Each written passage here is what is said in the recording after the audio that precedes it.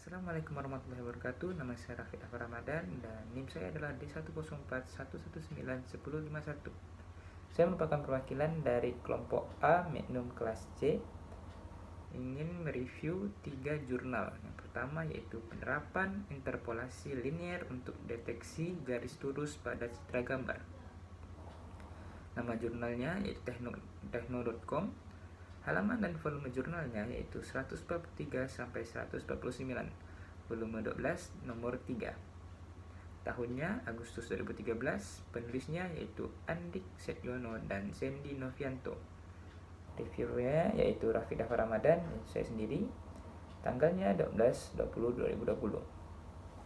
Oke, yang pertama yaitu latar belakang. Metode interpolasi ada pada metode numerik, di mana pada metode komponen dasar dari penyusun garis, di mana dari komponen garis titik-titik tersebut akan membentuk berbagai macam garis, baik garis lurus maupun garis lengkung. Dari kumpulan titik-titik dan titik yang membentuk garis lurus maupun lengkung dapat berubah bentuk menjadi wujud gambar yang lebih kompleks. Oke, tujuan penelitiannya yaitu ini untuk mengetahui deteksi garis lurus juga dapat dilakukan dengan metode interpolasi linear. Permasalahannya yaitu diberikan gambar sampel lalu diselesaikan melalui proses penerapan interpolasi linear untuk mendeteksi garis lurus. Metodologi penelitiannya yaitu dilakukan dengan cara melakukan percobaan satu persatu. Dari awal pendekatan titik yang kemudian dikembangkan dari titik-titik yang berdekatan. Lalu hasil dari titik-titik yang didapatkan dicoba untuk diinterpolasikan dengan titik yang lain, di mana nantinya akan terbentuk suatu garis sesuai dengan aturan interpolasi linear yang ada atau tidak. Hal ini terus dilakukan sampai semua titik yang ada selesai dideteksi dan diinterpolasikan. Hasil penelitiannya yaitu untuk proses perhitungan pada metode interpolasi linear dibutuhkan 3 titik utama, yaitu titik awal dari sebuah garis, kemudian titik akhir dari sebuah garis yang sama, dan yang terakhir adalah titik di antara titik awal dan titik akhir dari garis yang akan dideteksi. Sehingga hasil dari kalkulasi tersebut dapat mengetahui apakah titik yang berada di tengah-tengah titik awal dan titik akhir dari suatu garis yang akan dideteksi merupakan linear terhadap titik-titik tersebut atau tidak. Kelebihan jurnal ini yaitu jurnal ini memiliki kata-kata yang cukup mudah untuk dimengerti orang awam untuk mempelajari materi tentang interpolasi linear, dan juga dijabarkan beberapa metode pendukung dari interpolasi linear. Kekurangannya yaitu jurnal sudah bagus, namun dalam penyelesaian masalahnya terlalu terbelit-belit dan panjang sehingga sedikit sulit untuk memahaminya.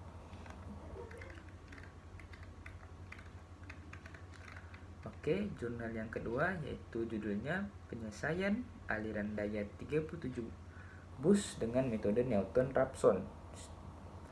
Halaman dan volume jurnal 36 sampai 48. Sinergi nomor 1 tahun 12. Tahun terbitnya yaitu April 2014 dan penulisnya Muhammad Ruswadi Jalal, Yudileo Chandra, Muhammad Yusuf Yunus, dan Herman Nauer. Reviewernya yaitu Reza Maulana. Tanggalnya sama 12/2020.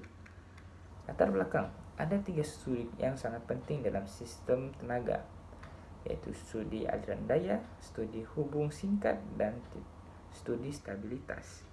Ketiga macam studi tersebut saling terkait dan perlu untuk dilaksanakan secara berkala untuk menjamin kontinuitas pembangkitan dan penyaluran maupun pengoperasian yang terbaik.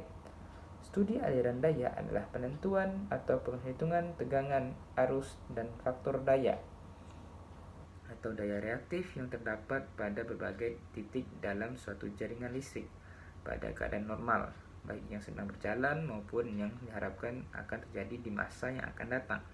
Studi aliran daya sangat penting dalam perencanaan pengembangan suatu sistem untuk masa yang akan datang. Permasalahannya yaitu diberikan data kelistrikan yang diperoleh dari sistem Sul-Cell, kemudian dibuat dalam penyelesaiannya dengan menggunakan metode Newton-Raphson yang sudah disiapkan oleh program ETAP. Metodologi penelitiannya membuat single line dengan diagram sistem Sulawesi Selatan, lalu memasukkan data-data dari pembangkit, transformator, transmisi, dan beban yang diperlukan. Selanjutnya memilih metode Newton-Raphson pada studi case etap, menjalankan program etap untuk melihat hasil simulasi aliran daya, di mana sebelumnya telah ditentukan swing bus pada bus 1 Bakaru.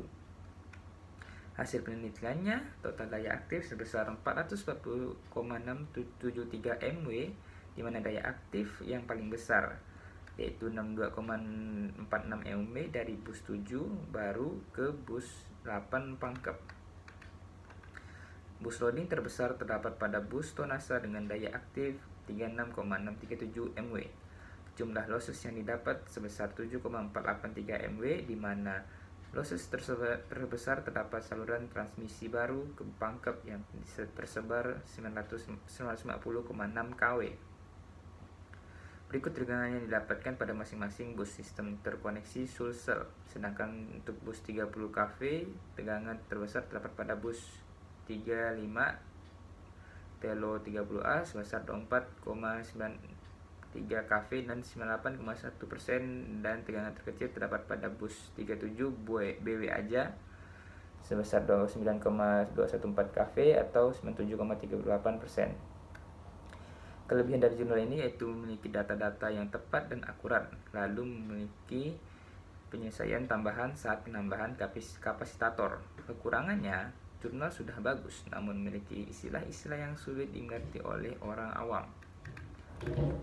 Oke, jurnal yang ketiga yaitu menyelesaikan sistem kongruensi linear menggunakan metode eliminasi Gauss-Jordan. Halaman dan volume jurnalnya yaitu 513 sampai 517. Tahunnya 12 November 2019.